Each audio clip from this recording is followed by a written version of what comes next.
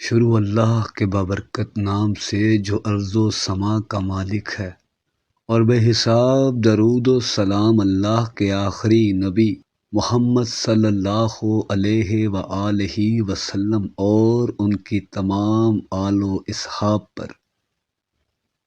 معزز سامعین، السلام علیکم ورحمۃ اللہ۔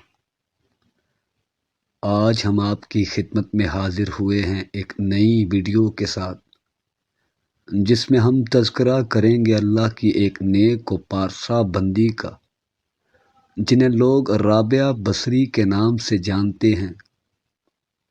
اگر آپ لوگوں کو ویڈیو پسند آئے تو چینل کو سبسکرائب کر لیجئے گا، تاکہ آئندہ آپ کا اور ہمارا رابطہ آسان ہو سکے۔ تو چلیے بڑھتے ہیں آج کی اپنی ویڈیو کی طرف۔ مورخین حضرت رابعہ بصری کی پیدائش کے بارے میں دو رائے دیتے ہیں۔ کچھ تو 95 ہجری اور اکثر 97 ہجری اتفاق کرتے ہیں۔ رابعہ بصری ایک متقی اور متوکل بزرگ حضرت شیخ اسماعیل رحمۃ اللہ علیہ کے گھر میں پیدا ہونے والی چوتھی بیٹی تھی۔ جب آپ کی ولادت ہوئی تو گھر میں فاقوں کی نوبت تھی، لہٰذا آپ کی والدہ نے آپ کے والد سے کہا کہ پڑوس سے کچھ قرض لے لیجئے تاکہ یہ کڑوا وقت کٹ جائے۔ شیخ صاحب آدھی رات کو نہ چاہتے ہوئے بھی پڑوسی کے دروازے پر دستک دینے گئے، کیونکہ غیر اللہ سے سوال کرنا ان کی غیرت ایمانی کو گوارا نہ تھا۔ پڑوسی نیند میں تھا، کسی نے دروازہ کھٹکھٹانے کی آواز سنی، نہ ہی دروازہ کھولا۔ خالی ہاتھ گھر لوٹے تو بی بی صاحبہ بہت پریشان ہوئی۔ شیخ صاحب رحمۃ اللہ علیہ بھی اسی پریشانی کے عالم میں سو گئے۔ خواب میں سرور کائنات حضرت محمد صلی اللہ علیہ وآلہ وسلم تشریف لائے، بیٹی کی ولادت پر مبارکباد دی اور فرمایا، اسماعیل پریشان نہ ہو، تیری یہ بچی عارفہ کاملہ ہوگی۔ اگر مالی پریشانی ہے تو صبح حاکم بصرہ عیسیٰ زردان کے پاس جانا، میری طرف سے ایک خط لکھنا کہ تم مجھ پر ہر روز 100 مرتبہ اور ہر جمعرات کو 400 مرتبہ درود بھیجتے ہو۔ اس جمعرات کو تحفہ دینا بھول گئے ہو، اس لیے 400 دینار کفارہ حامل رکاحضا کو دے دو۔ صبح جب شیخ صاحب خط لے کر حاکم بصرہ عیسیٰ کے پاس گئے تو اس نے دوڑ لگائی۔ دروازے پر پہنچا، شیخ صاحب کا نہایت مؤدبانہ انداز میں شکریہ ادا کیا کہ آپ کی وجہ سے حضور نبی علیہ الصلوۃ والسلام نے مجھے یاد فرمایا۔ اسی خوشی میں 1000 دینار غربا میں تقسیم کیے اور 400 دینار شیخ صاحب کو دیے۔ 4-5 سال کی عمر میں ہی والدین کا سایہ سر سے اٹھ گیا۔ جب 8 برس کی عمر کو پہنچی تو بصرہ سخت قحط کا شکار ہو گیا، اور کسی شقی القلب نے پکڑ کر آپ رحمۃ اللہ علیہ کو بصرہ کے ایک متمول شخص عتیق کے ہاتھوں بیچ دیا۔ 4-5 سال تک آپ اس کی خدمت کرتی رہیں۔ ان کا حاکم بہت ظالم تھا، بہت بھوکا پیاسا رکھتا تھا اور سخت کام بھی لیتا۔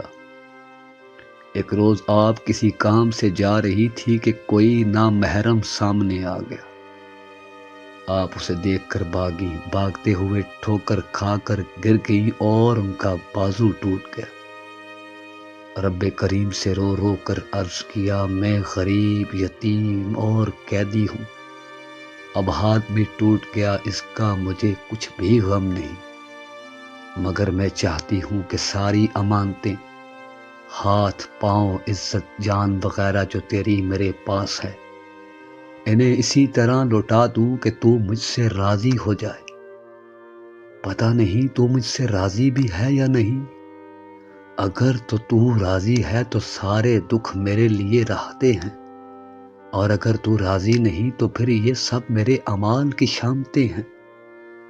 سیدہ رابعہ بصری کو بہت مشکلات کا سامنا کرنا پڑا، لیکن ہر دکھ کو صبر و استقامت سے برداشت کیا۔ بس ایک پل میں ہی کایا پلٹ گئی، آزادی مل گئی۔ جو مالک بنا ہوا تھا غلامی کے لیے آمادہ ہو گیا۔ خدا کے سوا ان کا کوئی سہارا نہ تھا۔ تاجر عتیق کی غلامی سے آزاد ہونے کے بعد سیدہ رابعہ بصرہ سے ایک بڑے علمی مرکز کوفہ چلی گئی، جہاں اس وقت کے بڑے بڑے علماء موجود رہتے تھے۔ وہاں آپ نے بہت کم وقت میں قرآن حفظ کر لیا۔ بڑے بڑے علماء آپ رحمت اللہ علیہ سے بہت عقیدت رکھتے تھے۔ حضرت رابعہ بصری کے ایمان و استقلال کی جو کیفیت تھی اس کو ایک تحریر میں بیان کرنا مشکل ہے۔ آئیے اب ان کے گرد فرشتوں کی موجودگی کا ادارک حاصل کریں۔ ایک دفعہ آپ رحمت اللہ علیہ دوران نماز سو گئی۔ اتنے میں ایک چور آ گیا اور چادر اٹھا کر چل دیا، مگر اسے دروازہ نظر نہ آیا۔ اس نے گھبرا کر چادر رکھ دی تو دروازہ نظر آنے لگا۔ 3 دفعہ ایسا ہی ہوا۔ چور کو آواز آئی، اب بھی باز نہ آئے تو دائمی اندھے ہو جاؤ گے۔ اس گھر کی مالکہ ہماری دوست ہے، اس نے اپنے آپ کو ہماری حفاظت میں دے رکھا ہے۔ ایک دوست سو رہا ہے تو دوسرا جاگ رہا ہے۔ ایک دفعہ ایک بزرگ ملاقات اور کھانے کی خواہش سے حاضر ہوئے۔ سیدہ رابعہ بصری نے گوشت ہنڈیا میں ڈال کر چولہے پر چڑھایا ہوا تھا، لیکن آگ نہ جلائی۔ زہد و تقویٰ کی گفتگو میں نہ بزرگ کو بھوک رہی اور نہ سیدہ رابعہ کو آگ جلانے کا خیال۔ دیکھا تو ہنڈیا میں لذیذ کھانا پکا ہوا تھا۔ سب تعریفیں اللہ جل شانہ کے لیے ہیں، جس کے سوا کوئی معبود نہیں، کوئی مالک نہیں، جو سب خزانوں سب طاقتوں کا مالک ہے، جو ہمیشہ سے ہے ہمیشہ رہے گا، جس کا کوئی شریک کوئی ہمسر نہیں، باقی ہر شے فانی ہے۔ عدم سے وجود اور وجود سے عدم، یہی انسان کا اور ہر مخلوق کا مقدر ہے۔ اسی اصل تقدیر کے مطابق سیدہ رابعہ طاہرہ عارفہ کاملہ بصریہ نے جس دوست کی رضا کے لیے اپنی ساری زندگی گزار دی، اسی نے 185 ہجری میں ملاقات کے لیے بلا لیا۔ اللہ تعالی ہم کو بھی ان جیسا متقی متوکل بنائے، آمین ثم آمین۔